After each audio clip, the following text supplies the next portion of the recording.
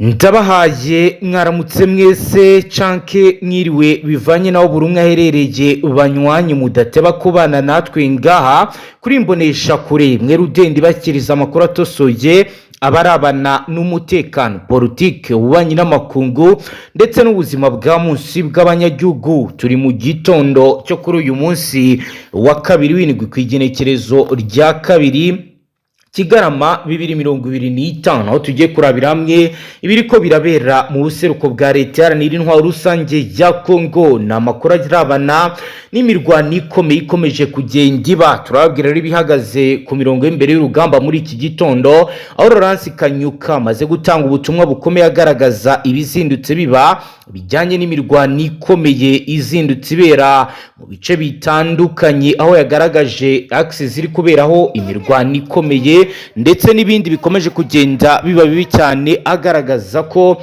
ibintu bitoroshye. Akaba rero yagaragaje ko hari aksi zikomeje kugenda ziberaho imirwano. Yavuze ko ibitero bikomeye biri kubera hitwa Kitogota, Ruvungi, Kizibaho, Plateau, Kicivanga, Hombo, Kasika, Mwenga. Avuga ko rero hazindutse imirwano ikomeye mu gihe kandi habura amasaha make ngo Washington DC muri Leta Zunze Ubumwe za Amerika hurire Son Excellence Kisekedi Chirombo ndetse na His Excellence Paul Kagame basinye ibijyanye n'amasezerano hagati y'u Rwanda ndetse na leta yaranira intwaro rusange ya Kongo. Hagati aho Gen.Neva cyase Evariste Ndayishimiye w'Uburundi nawe yavuze ko agomba kujya i Washington DC agaherekeza aba bayobozi kugira ngo ajye guhagarikira ibijyanye n'isinywa ry'aya masezerano. Bikaba rero bijyanye kandi nuko hari n'undi muyobozi ukomeye muri aka karere Dr.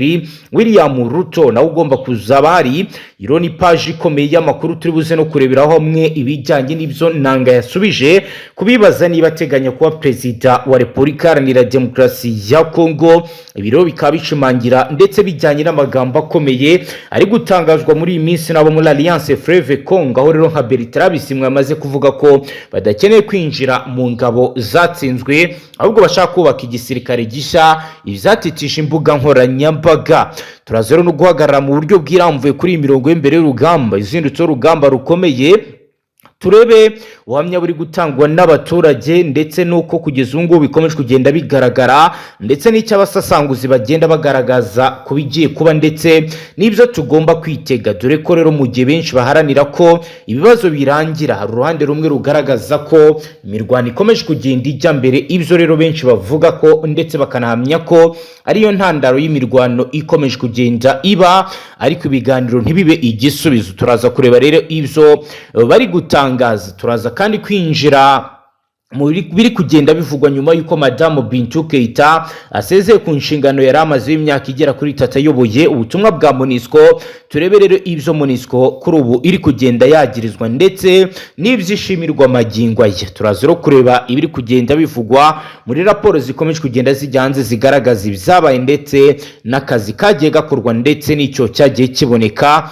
Turaza kandi kubabwira ko umudepite yashyize igitutu kuri minisitiri w'ingabo kubw'intambara ikomeje muri teritwari ya Mwenga muri Sud Kivu, aho depite Mutiki Trezoro yagarutse kuri ibi bikomeje kugenda biba. Uyu rero akaba ahagarariye abaturage bo muri teritwari ya Mwenga mu ntara ya Kivu y'Amajyepfo, aho rero yakije umuriro kuri Maître Guy Kabombo Mwandi ya Vita, minisitiri w'ingabo. Turaza rero kureba ibikubiye mu ibaruwa ikomeye yandikiye Perezida w'inteko nshingamategeko ashingiye rero ku ngingo ya 203 y'amategeko agenga imikorere y'inteko, aho rero yagaragaje ingingo zikomeye zibigomba kugenda biba. Ibi turaza kubyumva ni mu gihe kandi delegation y'abarenga 100 yaherekeje perezida muri Leta Zunze Ubumwe za Amerika mu gusinya amasezerano y'amahoro. Aha rero ni ku ruhande rwa Repubulika Iharanira Demokarasi ya Kongo, aho rero ari itsinda rinini ry'abantu barenga 100 bagiye kujya gusinya bijyanye n'aya masezerano y'amahoro. Nabyo turaza kubirebera mwe tubabwire byinshi, tubabwire rero n'impamvu aba bagiye ari benshi mu gihe rero byitezwe ko abazasinya ari abantu babiri gusa ariko hakabagiye abantu benshi. Ni mu gihe kandi mu mashusho maze kuronka ngaha aragaragaza benshi mu rubyiruko, bamwe bari kurira muri za Daihatsu, abandi bari kugenda bashyirwa mu makamyo, bari kujya kuri training wing ya Wazalendo muri Sud Kivu. Bigaragara ko Wazalendo nayo ikomeje. Ni mu gihe kandi no mu ntara Kivu y'Amajyaruguru amasanamu akomeje kugenda hererekanwa ku mbuga ngurukana bumenyi, aragaragaza benshi mu rubyiruko rwinjira muri AFC. Aba barajya gukora iki? Ese ko ibiganiro bigamije kurangiza intambara ku kiburi ruhande rukomeje kugenda rwangaja?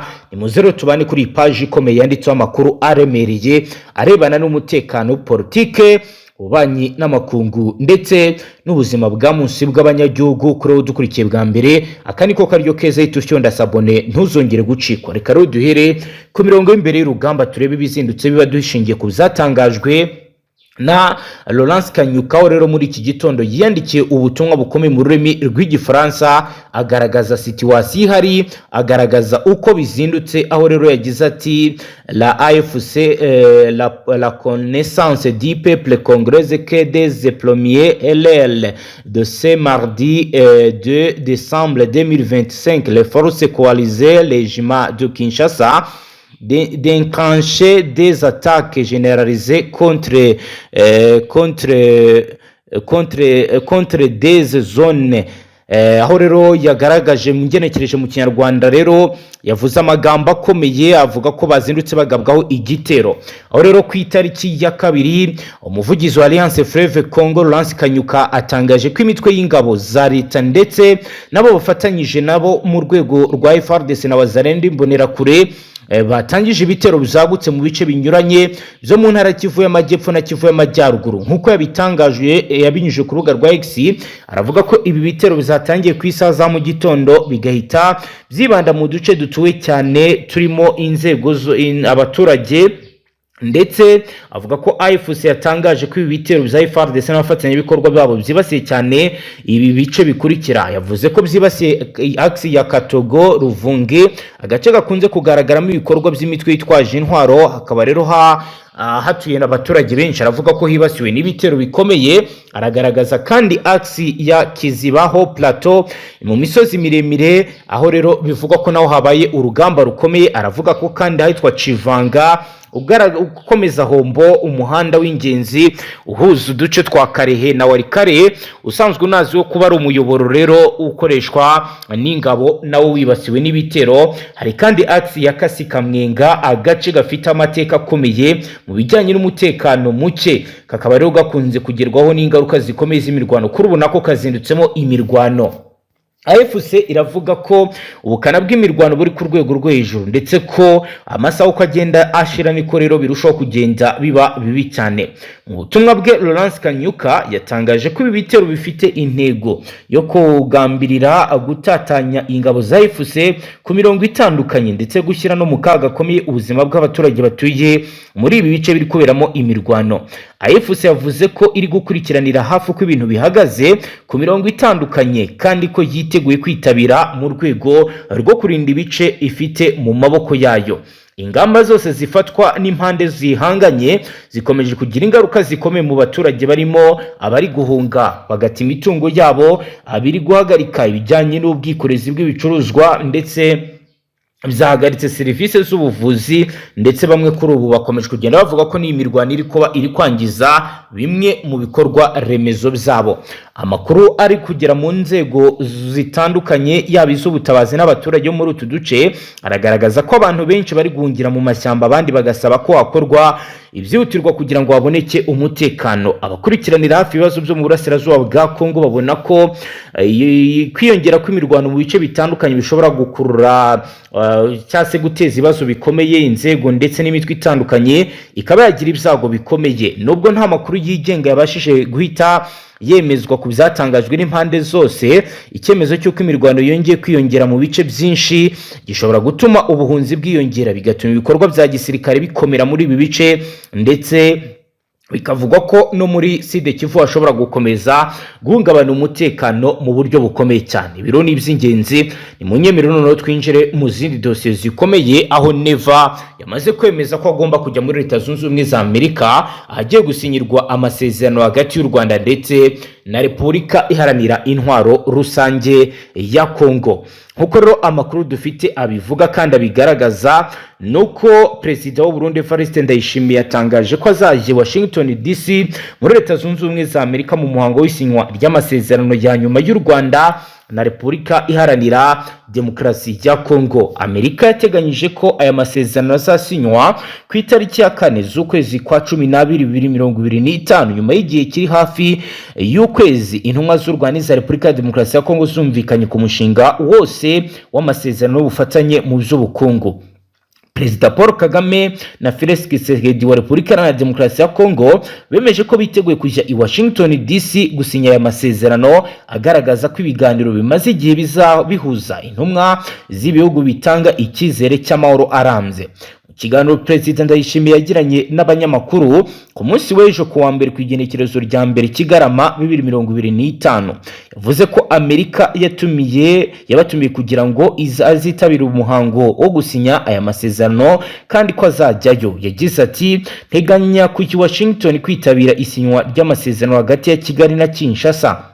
Amerika yateguje uwo muhango kuwisinywa ry'amasezerano uzitabirwa n'abakuru b'ibihugu benshi barimo abo mu karere, abahagarariye leta ya Qatar, Togo n'umuryango wa Afrika yunze ubumwe. Byamaze kwemezwa ko Perezida wa Kenya Dr. William Ruto akaba n'umuyobozi mukuru w'umuryango wa Afrika y'Uburasirazuba EAC nawe azitabira uyu muhango ari kumwe na Minisitiri w'Intebe Musalia Mudavadi, aho rero bivugwa ko bagomba kujya gukurikirana ibijyanye n'isinywa ry'aya masezerano nkuko rero biri kugenda bigaragara. Mu yandi makuru rero kuri ubu ngubu turababwira ibiri kugenda bivugwa ndetse n'ibiri kugenda bigaragara, aho rero Nanga yabajijwe niba yaba perezida avuga ko bishoboka. Reka nabyo turebe ibyo uyu munyapolitike yatangaje. Ni umuyobozi wa Alliance Fleuve Congo, ihuriro rirwanya ubutegetsi bwa Repubulika Iharanira Demokarasi ya Kongo. Corneille Nanga yatangaje ko yibona nk'ushobora kuzaba perezida wa Repubulika Iharanira Demokarasi ya Kongo igihe bizaba bibaye ngombwa. Yabitangarije rero umunyamakuru wa CBS News Loarene wakoze icyegeranyo kigaragaza uko ubuzima bwifashe Goma nyuma y'uko umujyi n'ibindi bice byinshi za Kivu y'Amajyaruguru na Kivu y'Amajyepfo byigaruriwe na AFC. Ubwo umunyamakuru yaramubajije niba yifuza kuba perezida wa Repubulika Iharanira Demokarasi ya Kongo, Nanga yabanje kwirinda kwerura ko ngo asubize icyo kibazo, ariko umunyamakuru akomeje guhatiriza amusubiza ati ndi umunyekongo, mfite uburenganzira bwo kuba perezida, bishobora kuba kandi nabizakira nk'inshingano.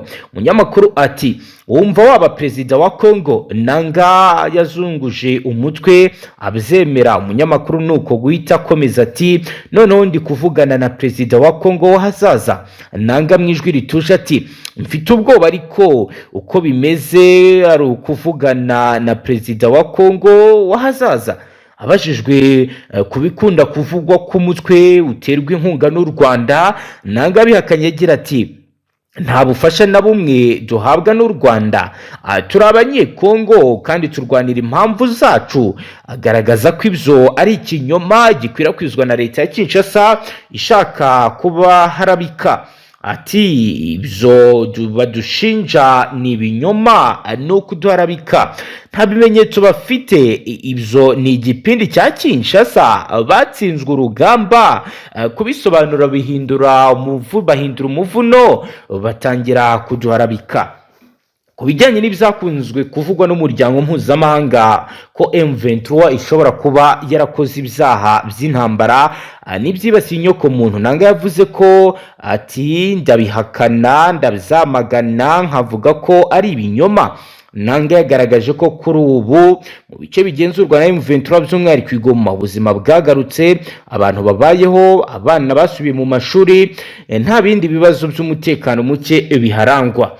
Mu minsi ishize Corneille Nanga yagaragaje ko yifuza ko imiyoborere ya Repubulika ya Demokarasi ya Kongo ihindura izina ry'igihugu rigahinduka yabitangaje rero mu mahugurwa yabereye mu mujyi wa Goma ku igenekerezo rya 27 mu nyonyo 2025, aho yasobanuye ko AFC yifuza impinduka mu miyoborere ya Kongo, aho intara zose zahabwa ubwigenge mu buryo bwa federalisme. Federalisme rero ni uburyo bw'imitegekere aho intara cyangwa se leta ishobora kugira ubuyobozi bwigenga ikigenzurira umutungo wayo, ariko hakaba n'ububasha igirwaho nabo n'ubuyobozi bwo ku rwego rw'igihugu hashingiwe ku nteko nshingamategeko.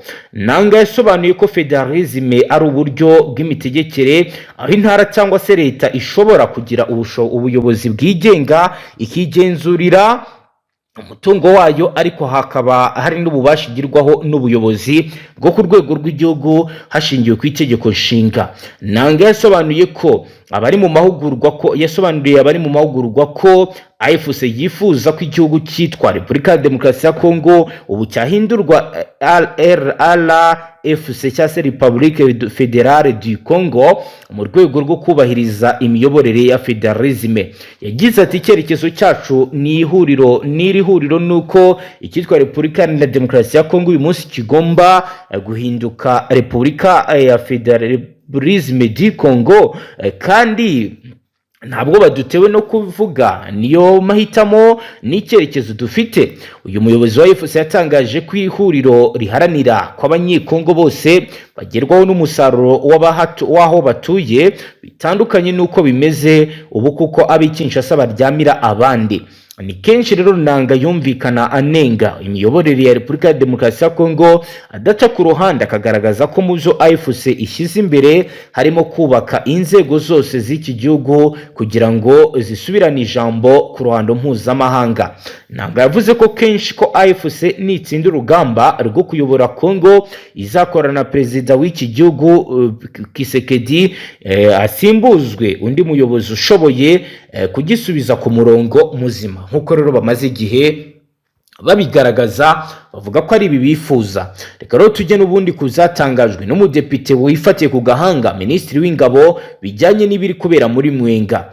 Ni umudepite witwa Mutiku Rutala Trezoro uhagarariye abaturage bo muri teritwari ya Mwenga mu ntara Kivu y'Amajyepfo, yashyikirije ibaruwa ibiro by'inteko nshingamategeko asaba ko minisitiri w'ingabo asobanura ku mugaragaro uko guverinoma ihagaze ku kibazo cy'umutekano mucyo ukomeje kugaragara.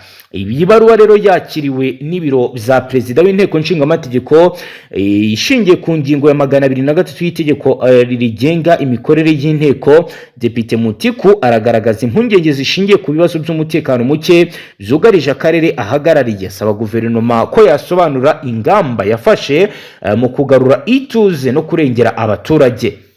Depite Mutiki aragaragaza ko ikibazo cy'umutekano muke muri Mwenga kimaze igihe kirekire guhera mu kwezi kwa mbere k'uyu mwaka kugeza magingo aya. Abaturage bagiye batanga impuruza zishingiye ku bikorwa by'urugomo, imirwano ndetse n'akarengane bakomeje guhura nako, harimo kandi akw'ingabo za Fardc nabo zigenda zikora zibasahura utwabo. Avuga ko abaturage baho bakomeje gutanga amakuru no gusaba ubufasha ariko ntibumvwe uko bikwiye. Yasabye ko hatangwa ibisobanuro bifatika ku ngamba zafashwe by'umwihariko mu bijyanye no gucunga umutekano w'abasivili no kubarinda ingaruka z'intambara. Iyi baruwa ikaba yarashyikirijwe sekreteri wa perezida w'inteko ku itariki ya mbere z'ukwezi kwa 12 2025. Bikaba biteganyijwe ko ishobora kuvamo gutumiza minisitiri w'ingabo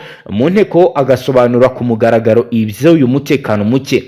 Binyuze muri iyi mpuruza, Depite Mutuki yavuze ko azatanga ibisobanuro birambuye ku bikorwa bya gisirikare, uburyo barinda abasivili ndetse n'imiterere y'uruhuri rw'ibibazo bikomeje kugenda bigaragara byibasira intara ya Kivu y'Amajyepfo. Nkuko rero bigaragara, akaba rero yavuze ko ibi bigomba kuba bizakorwa kandi bikagenda neza. Mu yandi makuru turababwira ko kugeza ubu rero mu gihe hasigaye iminsi mike cyangwa se n'amasaha make ngo Washington DC muri Leta Zunze Ubumwe za Amerika hateranira umuhango uteganyijwe w'isinywa ry'amasezerano y'amahoro hagati ya Perezida Kisekedi ndetse na Perezida w'u Rwanda itsinda rinini ry'abayobozi baturutse Kinshasa bamaze guhaguruka bajya muri Amerika. Yizewe ko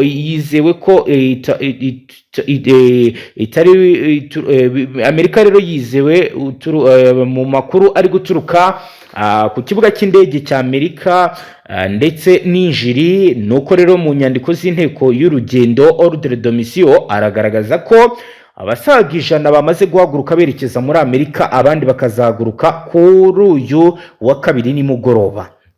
Iri tsinda rero rigizwe n'abayobozi mu nzego zitandukanye za leta, abajyanama ba politike ba perezida, bamwe mu bagize inteko nshingamategeko n'abahagarariye ibigo bya leta bifite aho bihuriye n'ishyirwa mu bikorwa ry'amasezerano y'amahoro.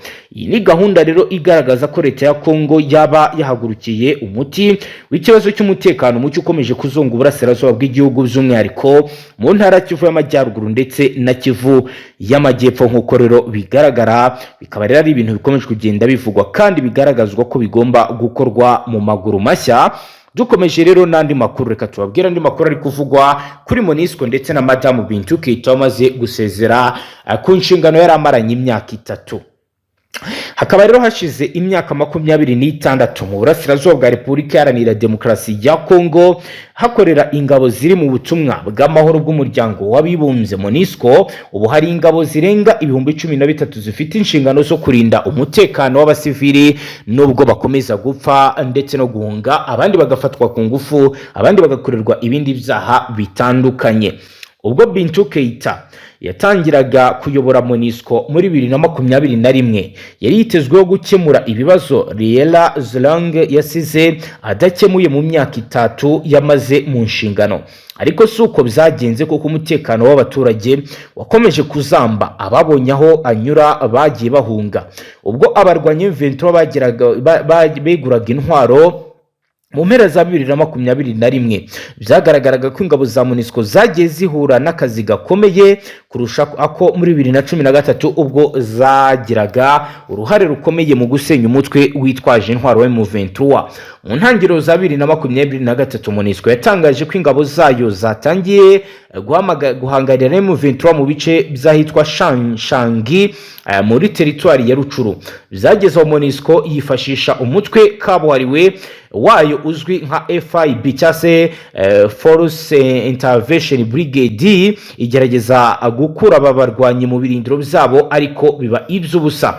Ni mu gero byaje no kugeraho batangiza operation bise Springbok yari igamije kurinda Sake ndetse na Goma. Byaje kurangira rero iyo operation nayo itsinzwe nk'uko bigaragara. Umusaruro mucyo wa MONUSCO watumye mu mishyi ikomeye yo mu burasirazuba bwa Kongo harimo Goma, Butembo na Uvira habamo imyigaragambyo ikomeye yatangiye mu kwezi kwa Nyakanga 2022, aho rero yasabaga abasirikare bari mu butumwa ko bagomba gusubira iwabo kuko ntacyo babamariye. Umuvugizi wa guverinoma yo Kongo Patrick Muyaya yatangaje ko kugera mu ntangiriro za Kanama 2022 abapfiriye muri imyigaragambyo yamagana MONUSCO bageze kuri 36, abagera kuri 70 barakomereka. Ivyo rero byatumye ibi rero byabaye mu gihe leta ya Kongo yari ikomeje gushyira igitutu kuri MONUSCO iyiteguza ko mu gihe itagaragaza impinduka ku mikorere yayo izirukanwa muri 2023. Nk'uko rero bigaragara mu Kuboza muri 2023, akanama ka Loni gashinzwe umutekano kafashe umwanzuro uvuga ko MONUSCO igomba kuva mu burasirazuba bwa Kongo mu byiciro, yakibandwa ku kubaka ubushobozi bw'inzego za leta z'umutekano kugira ngo zishobore kuziba icyuho cy'izi ngabo za MONUSCO.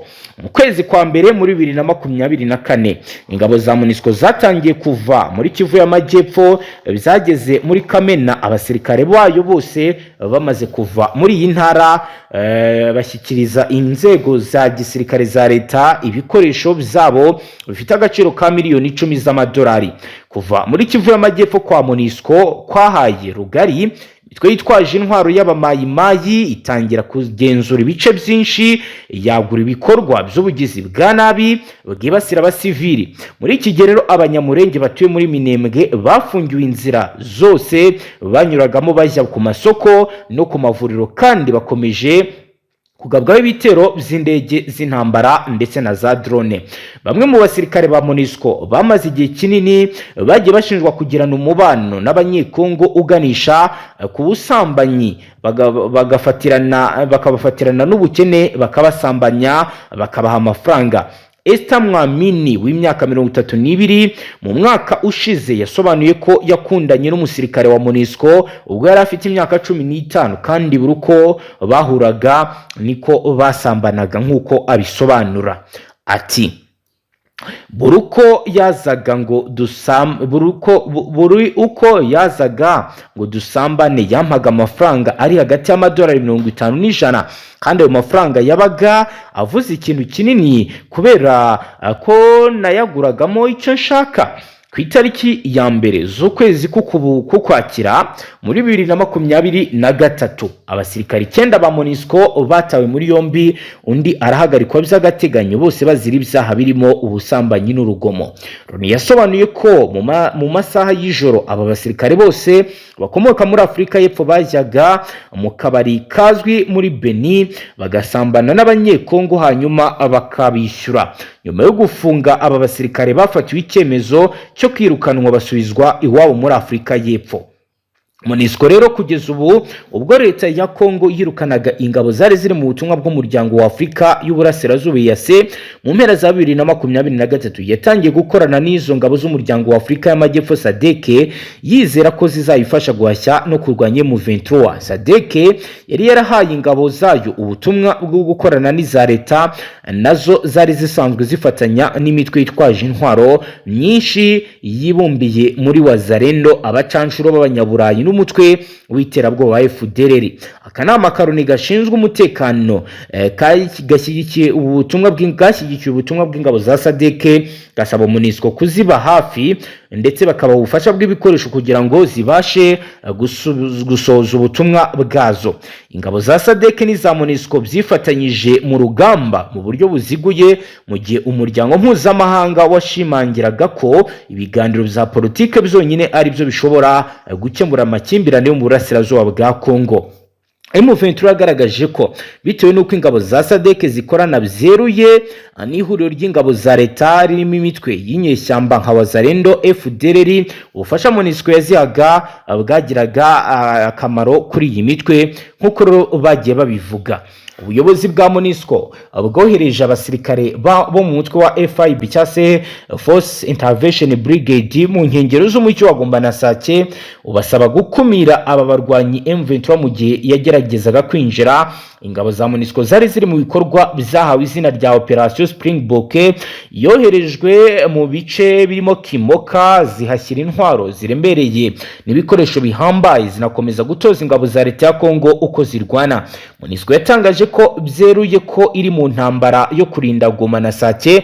Ku itariki ya 26 z'ukwezi kwa mbere 2025 yashinje abarwanyi M23 kurasa ku birindiro byabo hamwe mu basirikare bayo bakasiga ubuzima, ibyo bise kurenga ku gahenge. Abarwanyi ba M23 bafashe umujyi wa Goma ku munsi wakurikiyeho. Ingabo za leta ya Kongo na Wazalendo na FDLR barahunga. Iza SADC n'iza MONUSCO zafashe umwanzuro wo kudakomeza kurwana ziguma mu bigo byazo. Bintu yasobanuye ko ingabo za MONUSCO zari zagoswe ku buryo zitari gukomeza kurinda umujyi, cyane cyane ko M23 yari yamaze no gufunga ikibuga cy'indege cya Goma nk'uko babivugaga.